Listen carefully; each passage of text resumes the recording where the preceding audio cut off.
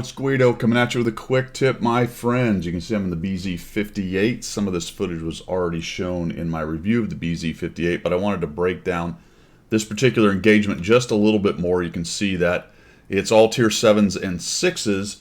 We're on El Haluf, Dorf, and our position is a bit compromised here. They have pushed over. They're coming down the ramp on the other side of this big rock that I'm hugging, and they are in front of us. We're going to talk about when to know when you can push around and break down a defense like this. So we're all tucked up against the sides. Obviously, I'm going to start off with the easy one. It's not now. Say you're the Pollack sitting over there. Now is not the time to come around that corner and attempt to get side shots or to break down this turtle. Not going to happen because there's too many guns. You have an even amount on both sides, although they are split up just a little bit. Really, our best plan, if we were an organized team, we would either push into this group up top, or all the guys behind me would push into the group that is pushing around from behind.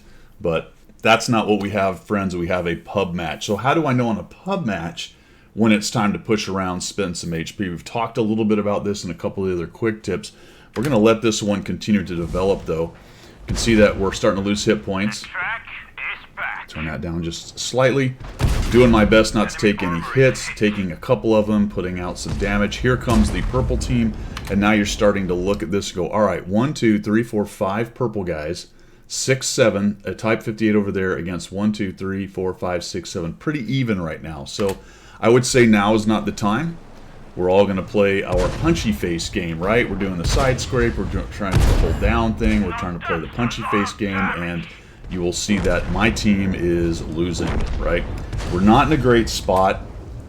They have guys on both sides of us. We're split apart. They're also split apart, but now all of a sudden they have more tanks. So the time is coming, right? It is getting closer. It is getting closer. There's a hit on the M2Y.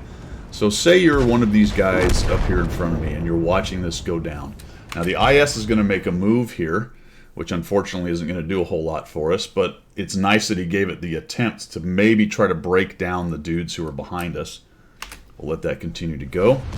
He comes around, he does get a hit, but he starts getting torn up, and then the Pollack shows up above, and now we've got 1, 2, 3, 4, 5, 6, 7, 8 guys, and we're losing friends, right?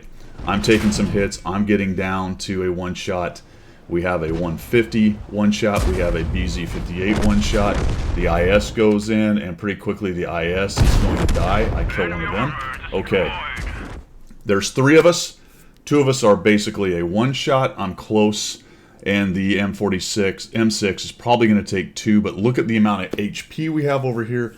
So now is basically the time. You can see the BZ can take a shot, the KV2 can take a shot from us, as well as the Pollack back behind us can take a shot.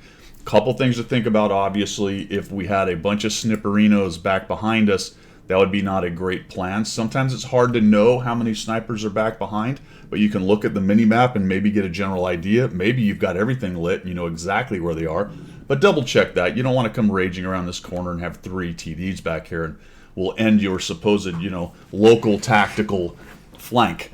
But at this point, this is about the time you can really start pushing in. One guy coming around the corner.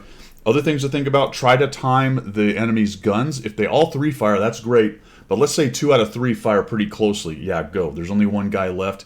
Get on in there. What's going to happen when you push is, in the case of the purple going after us, we're probably all going to turn on that person and try to kill him, which then gives the rest of the floodgate. It just opens the rest of the floodgates, and the rest of the guys, even the one-shots, can come screaming around the corner.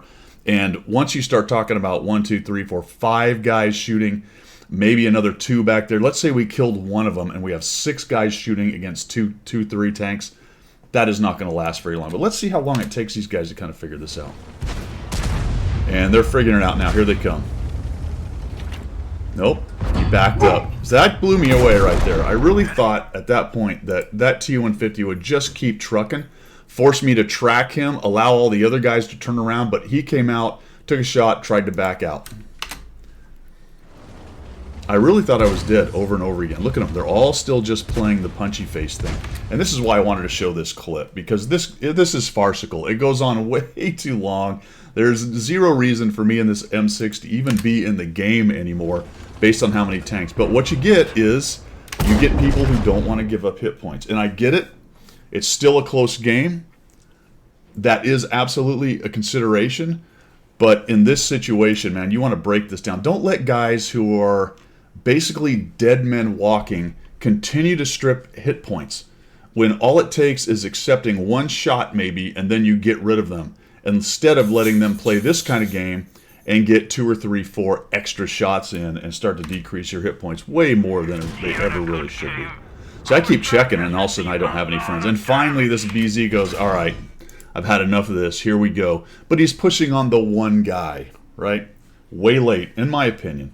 So there you go. That's my tip for the day. A way to look at these kind of localized fights, give you a general better idea of when it is you might want to push in. I know everyone hates and are loath to give up their own hit points. As a general rule, that is better. It is better to preserve your hit points than to give them up, but there are situations where you can get in there and maybe one shot and then just completely collapse. And don't allow guys who are turtled up in these defensive spots to continue to whittle away more and more hit points from your team. The best, obviously, as I said, was to wait till they all fire, come around, shoot. All your buddies, they love it because people love to follow the leader. They'll come raging in there, and maybe you don't even take a shot. Maybe you don't even take a shot. Let me know what you think down below about that tactic. That's all I've got for today on today's quick Q-tip. Yeah, Q-tip. See ya.